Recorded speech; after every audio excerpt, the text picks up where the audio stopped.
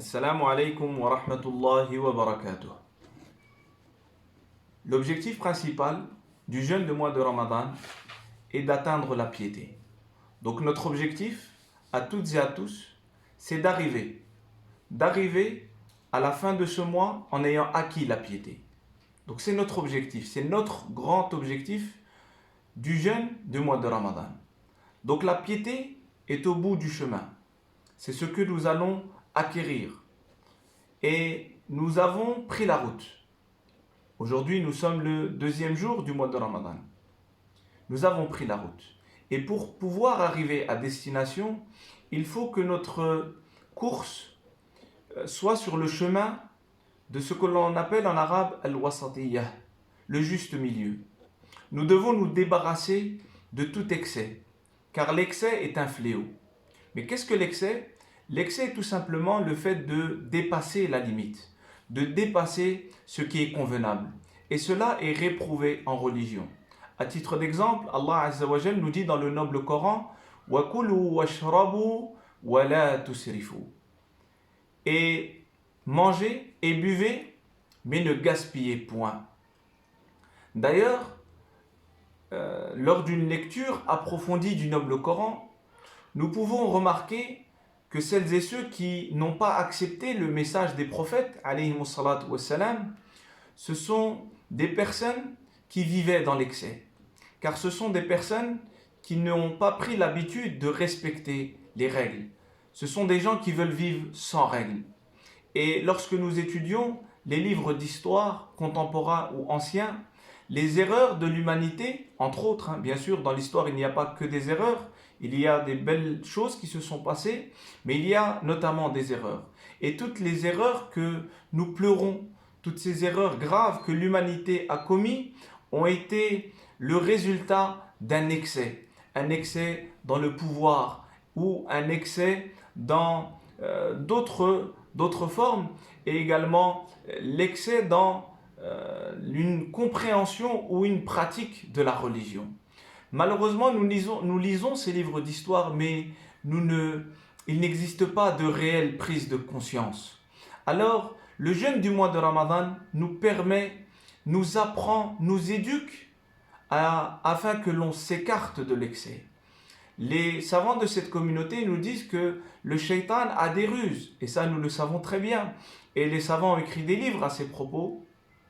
Et le croyant et la croyante doivent apprendre les ruses de shaitan pour en être préservé, en plus d'implorer Allah Azza wa Jal et de faire les causes comme le fait de lire Ayat al-Kursi, Qul a'udhu bi rabbin nas, Surat al-Nas et d'autres invocations prophétiques. Donc Iblis s'attend à 5 pièges principaux.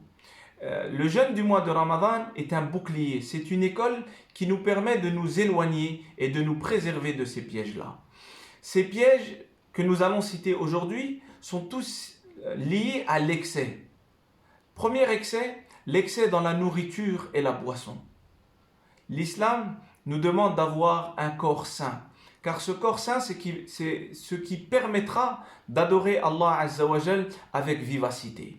Donc, à notre époque, malheureusement, il y a ce fléau lié à l'obésité. Et cette obésité va produire beaucoup de maladies, surtout des maladies cardiovasculaires. Et le jeûne du mois de Ramadan nous apprend à nous réguler quant à l'excès de nourriture et de boisson. Le jeûne en lui-même nous apprend, si l'on jeûne convenablement et que l'on n'abuse pas lors de l'iftar et lors de suhour, nous apprenons à nous débarrasser de l'excès. Et ça, c'est là, donc le premier piège de Shaitan, l'excès dans la nourriture et la boisson. Comment s'en protéger ? Par le biais du jeûne. Deuxième excès, utilisé par Shaitan, il pousse les gens, il incite les gens à trop dormir, l'excès de sommeil. Et c'est ce qui crée la paresse. Nous trouvons des gens qui disent il n'y a pas de travail. Et ce sont des gens qui ne vont se réveiller pour aller chercher du travail qu'en début d'après-midi. La paresse est un fléau, mais c'est le résultat d'un excès de sommeil. Et le mois du Ramadan va apporter une solution. Il y a at-tarawih. Le prophète sallallahu alayhi wa sallam va nous inciter, comme il nous a incité à jeûner, il va nous inciter à veiller les nuits du Ramadan en adoration et va nous promettre, en échange de cela, l'absolution de nos péchés antérieurs. Il y a également comme piège de Shaitan, le troisième, l'excès dans la parole, trop parler. Et malheureusement, nous ne savons pas, un grand nombre de gens ne savent pas contrôler leurs paroles. La parole peut être un moyen de nous rapprocher d'Allah, notamment lorsque nous évoquons Allah Azza wa Jal. Le dhikr est une adoration exceptionnelle. Et c'est pour ça qu'Allah Azza wa Jal nous incite à évoquer Allah Azza wa Jal de manière abondante. Mais cette langue, si nous n'apprenons pas à l'utiliser convenablement, nous risquons de l'utiliser dans le mal. C'est pour ça que le prophète sallallahu alayhi wa sallam nous a appris, nous a rappelé, pour ceux et celles qui croient en Allah et au jour dernier, de dire du bien ou de se taire. Il ne faut pas qu'il y ait de l'excès dans nos paroles, car l'excès est mauvais. Et le jeûne nous éduque également dans ce sens-là. Le prophète sallallahu alayhi wa sallam va nous dire, quand l'un de vous jeûne, qu'il s'abstienne de dire des choses obscènes et d'élever sa voix. Et quand bien même quelqu'un l'insulte ou le provoque au combat, qu'il se contente de dire « je suis en état de jeûne ».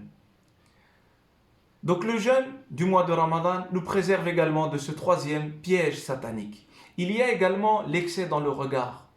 Le regard peut permettre de contempler la nature, la création d'Allah Azza wa Jal. Lorsque nous regardons les cieux, lorsque nous regardons le soleil, lorsque nous regardons la lune, surtout si l'on lit les paroles des scientifiques et des spécialistes, cela ne peut être qu'un moyen d'augmenter et de fortifier notre foi et notre croyance en Allah Azza wa Jal. Mais l'excès dans le regard est réprouvé. Le croyant et la croyante baissent le regard sur ce qui lui est interdit. Et le jeûne va diminuer cette envie de laisser traîner le regard. C'est pour cela d'ailleurs que le prophète sallallahu alayhi wa sallam incitait les jeunes au mariage. Puis il disait, quant à ceux qui n'en ont pas les capacités, car le mariage n'est pas un jeu, il faut avoir les capacités financières et autres pour pouvoir subvenir aux différentes responsabilités de la famille. Et le prophète sallallahu alayhi wa sallam incitait ceux qui ne pouvaient pas à jeûner. Donc, il ne nous reste plus que le cinquième piège satanique à évoquer. Le cinquième piège est le fait de trop fréquenter les gens.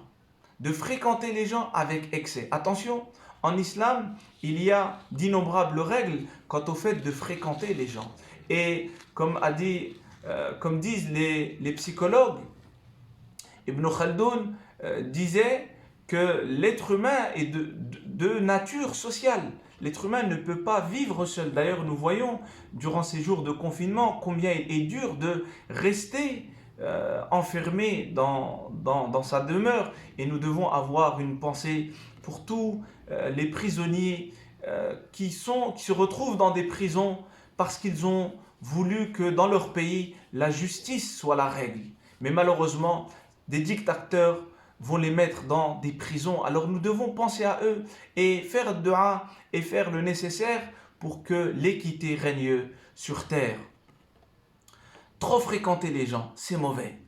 Alors comment est-ce que le jeûne du mois de Ramadan va apporter une solution à cela? Par l'i'tikaf, la retraite spirituelle. Le prophète sallallahu alayhi wa sallam avait l'habitude, et ses épouses l'ont fait également. Et l'i'tikaf est une sunna pour les hommes et pour les femmes. Et je l'ai dit dans plusieurs khutbahs, dans différentes mosquées. Nous devons en France et en Europe trouver un moyen de nous organiser pour faire revivre cette sunna dans nos mosquées. Il faut que l'i'tikaf revienne. C'est un bol de spiritualité.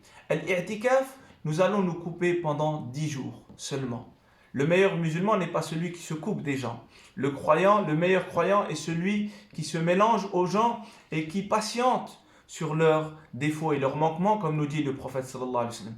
Mais il faut que le croyant et la croyante aient un moment où ils s'isolent pour évoquer Allah, pour se demander des comptes à soi-même.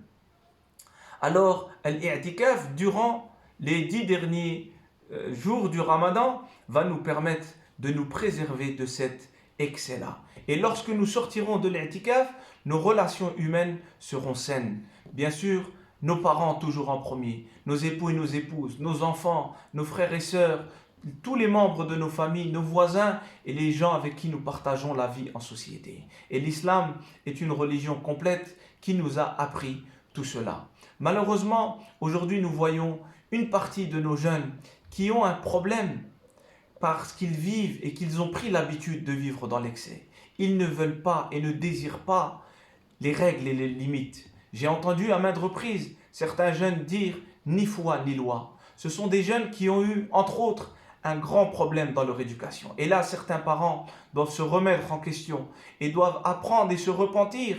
Laisser nos enfants tout faire, c'est une mauvaise chose. Certains parents vont dire oui, mais nous avons été privés et nos parents ont commis telles erreurs avec nous, alors moi je vais laisser mes enfants tout faire. Par Allah, nous ne leur rendons pas service. Il faut que nos enfants apprennent qu'il y a des règles dans nos demeures, qu'il y a des règles dans la rue, qu'il y a des règles à l'école, qu'il y a des règles avec les personnes âgées. Et c'est pour ça que nous avons besoin d'un modèle. Et ce modèle, c'est le prophète Mohammed sallallahu alayhi wa sallam qui est venu nous mettre en garde contre l'excès, même en matière de religion. L'imam Muslim, rahimahullah ta'ala, va nous rapporter un hadith dans lequel le prophète sallallahu alayhi wa sallam va répéter, pour attirer l'attention, il va répéter 3 fois une phrase halaka al-mutanatti'un, halaka al-mutanatti'un, halaka al-mutanatti'un. Les exagérateurs courent à leur perte. Les exagérateurs courent à leur perte. Les exagérateurs courent à leur perte. Pourquoi? Parce que ce sont des gens qui vont vouloir dépasser le message du prophète sallallahu alayhi wa sallam, qui est un message de juste milieu. Le fait d'exagérer de manière générale et dans la religion est une ruse satanique. Pourquoi une ruse satanique? Certains pourraient dire oui, mais c'est dans la religion. C'est une ruse satanique car l'islam est un marathon, ce n'est pas un 100 mètres. Il faut apprendre l'islam, vivre en tant que musulman et musulmane et mourir en tant que croyant, comme nous dit le Coran, wa'bud rabbaka hatta ya'tiyaka al-yaqin, et adore ton Seigneur jusqu'à ce que la mort vienne te chercher, jusqu'au dernier moment de ta vie. Alors, le mois du Ramadan nous régule.